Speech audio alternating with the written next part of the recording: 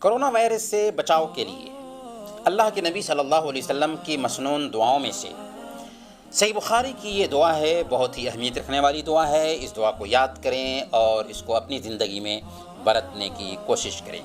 دعا کیا ہے؟ اللہم انی اعوذ بک من جہد البلاء ودرک الشقاء وسوء القضاء وشماتۃ الاعداء۔ اے اللہ، میں پناہ مانگتا ہوں سخت مشقت سے اور بدبختی کے پالینے سے اور بری تقدیر سے اور دشمنوں کی خوشی سے۔ تو اس دعا کا ہمیں کثرت سے اہتمام کرنا چاہیے۔ دعا کیا ہے؟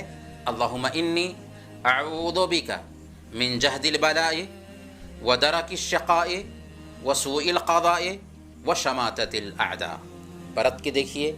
وصلی اللہ علی نبینا محمد وعلی آلہ وصحبہ اجمعین۔